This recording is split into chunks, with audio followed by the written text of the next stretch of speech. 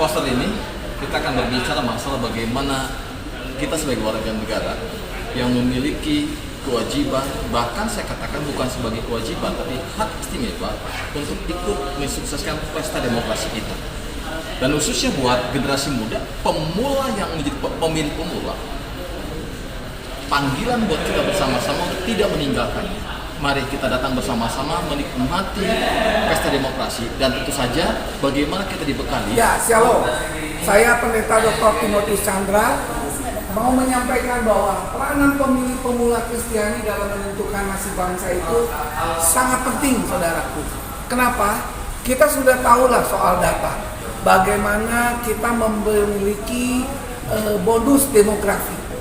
Dan tahun 2024 tahun yang sangat menentukan. Acara ini dikemas dimulai dengan sebuah kegalauan. Karena pemilu itu jatuh. Yang kita tahu tanggal 14 Februari.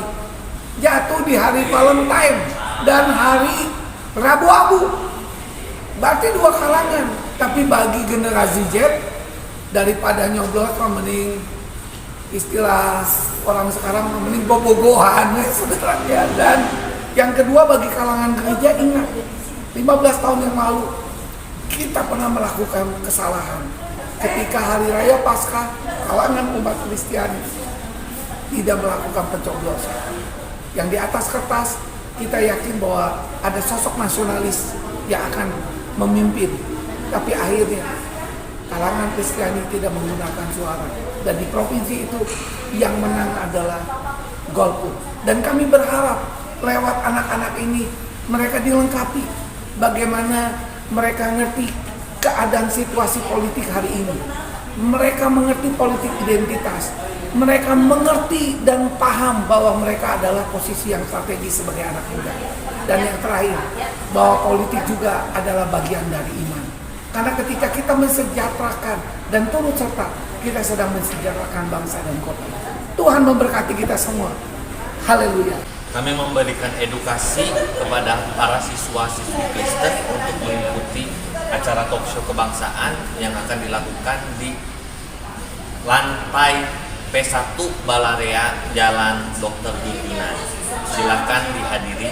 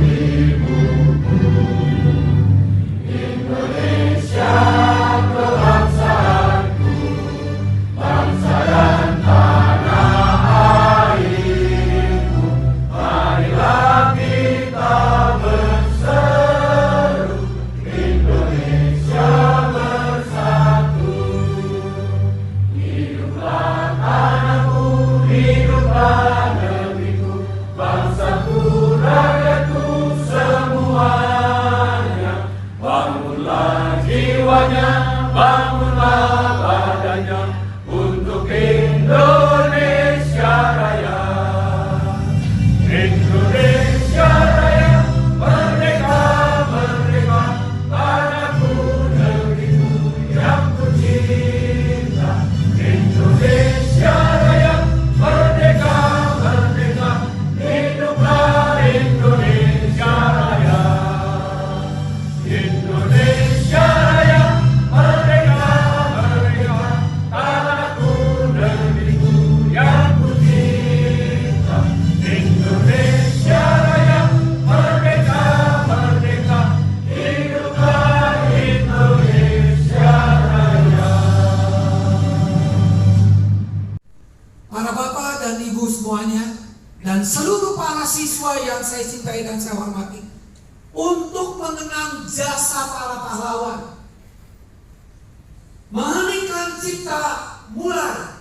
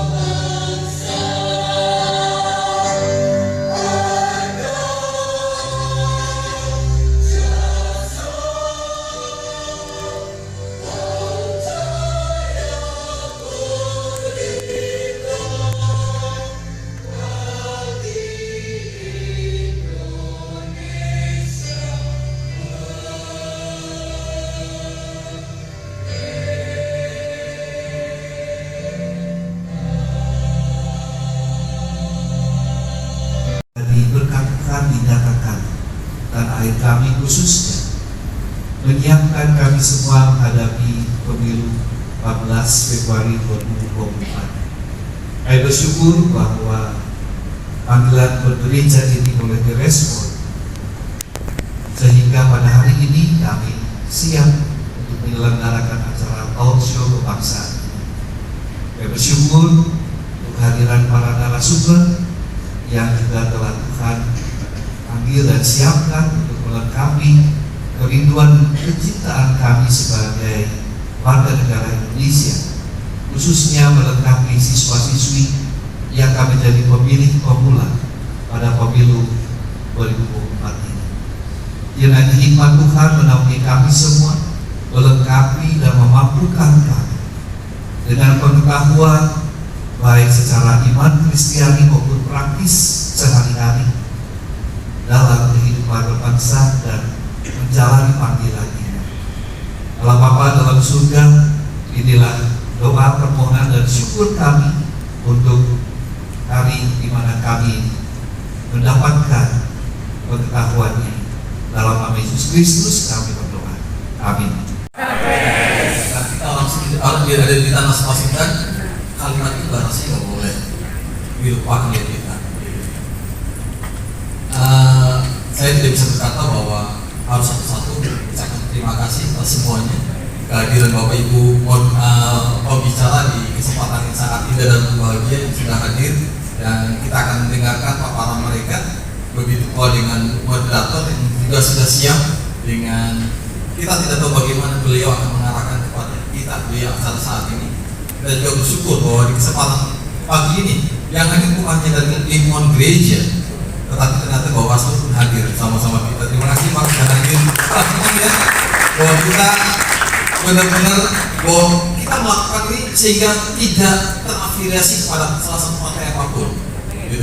Itu yang kerinduan kita Bawaslu hadir di sini untuk bisa melihat bahwa kita tidak, walaupun ada selentingan-selentingan di luar terafiliasi ke partai mana gitu, kita katakan tidak. PGPK kita yang ada di sini tidak terafiliasi ke partai apapun. Sekali lagi terima kasih atas kehadiran buat anak-anak yang terkasih yang sudah hari Sabtu biasanya harinya main, harinya senang-senang, tetapi tetap di sini. Dan kita juga bersyukur buat panitia yang sudah berjibaku cukup lumayan melelahkan. Saya selalu mendapatkan info dari mereka bagaimana mereka melakukan acara ini dengan baik.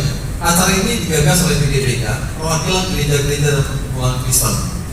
Dan tentu saja ini lebih berbicara kepada bidang 2. Apakah bidang 2? Bidang 2 adalah bidang yang membawahi Komisi Pendidikan Agama Kristen. Tadi ketuanya sudah berdoa, ketuanya, dan juga bekerja sama dengan tim lintas literasi yang juga tadi sudah menolong membimbing kita, Pendeta Timotius Chandra yang sudah bekerja sedemikian melelahkannya. Tentu saja acara hari ini. Kenapa sih acara ini harus diadakan? 5 tahun yang lalu PGPK mengadakan dengan seminar kebangsaan. Kakak-kakak kalian sudah hadir. Tepatnya di belakang, bukan di BTS, tapi di belakang di perumahan di sana di gereja Betel. Kita adakan seminar dan saat itu saya nggak cocok seminar. Itulah mengapa teman-teman panitia menggagasnya dengan talk show. Kita ngobrol, pembicaraan yang dikasih waktu 10 menit ya, sudah banyak. Tetapi apakah 10 menit cukup? Saya rasa tidak akan cukup. Tapi itulah letaknya kita akan diskusi bareng-bareng. Lagi terima kasih buat ketua panitia yang sudah bersedia. Teman-teman saya kayaknya bukan hanya ketua panitia, semua ya sudah sedia ya. Semua sudah sedia. Sekali lagi terima kasih atas semuanya. Ini mari kita akan bersama suksesnya acara yang sangat berbahagia dan indah ini. Sehingga kita sekali lagi, saya tadi ketika datang saya meminta pada salah satu pengurus meminta ini. Ada yang tahu ya? Koin. Koin ini terdiri 2 muka. Yang satu gambar siapa, yang satu gambar siapa jelas. Memberikan tanda kepada kita sebagaimana firman Tuhan bahwa kita ini ada 2 sisi. Kita tidak hanya berbicara masalah bersifat kerohanian, bersifat gereja, tapi juga kita harus punya tanggung jawab terhadap negara kita. Pemilu adalah pesta demokrasi bagi kita bersama-sama. Itulah mengapa acara ini digagas, diadakan supaya kita tahu bahwa kita punya tanggung jawab kalian yang baru besok akan menjadi pemilih pemula, punya tanggung jawab untuk hadir di TPS-TPS.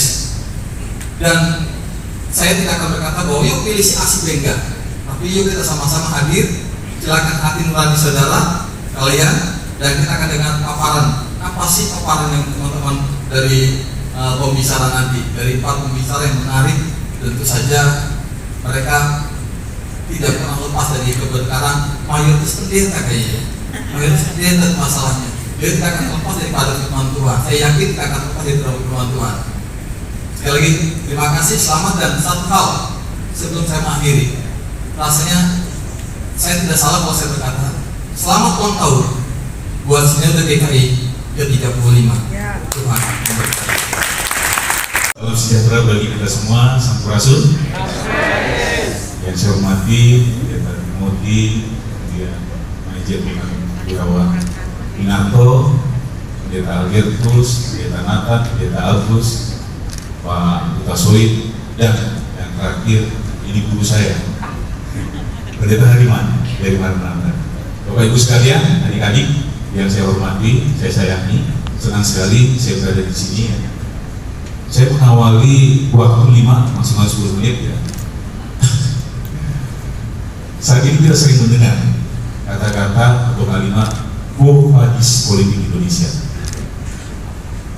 Asal katanya quo vadis adalah kata yang disampaikan Petrus pada saat dia melarikan diri dari misi gereja.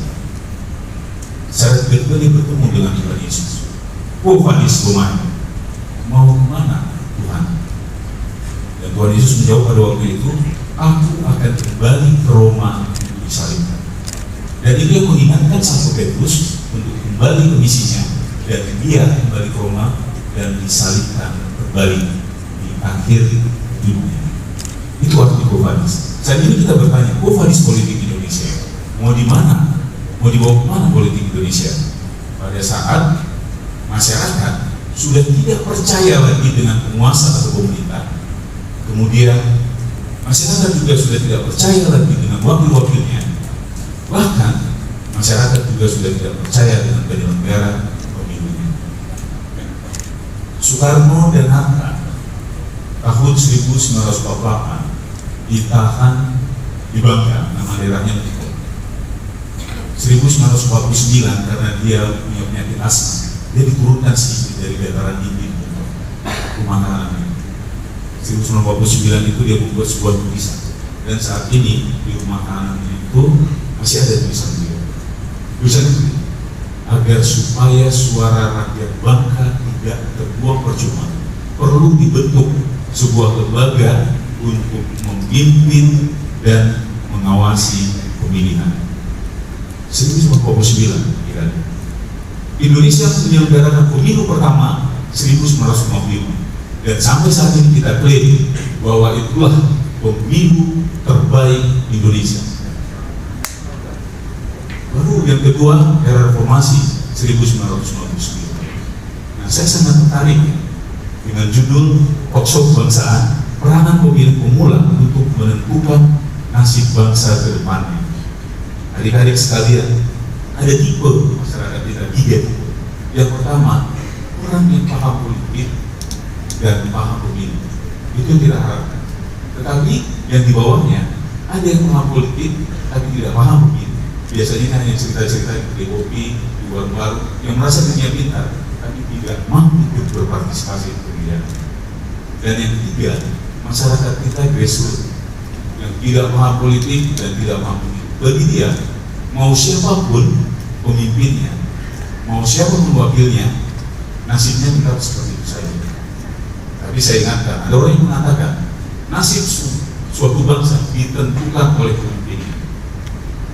Tapi pada hari ini saya katakan nasib suatu bangsa ditentukan oleh siapa yang memilih pemimpinnya. Sehingga jangan dibalik, karena pemimpin itu produk dari pemilih. Pemilu itu kan halnya kita menitipkan pilihan kita kepada orang yang kita pilih sebagai pemimpin bangsa, pemimpin Kota Bandung atau pemimpin Jawa Barat, begitu juga dengan wakil-wakilnya. Jadi adik-adik sekalian, era-era kami yang di depan ini mungkin tidak lama lagi, tapi yang menentukan nasib bangsa ke depan adalah adik-adik kita semua. Demikian, Tuhan memberkati. Terima kasih.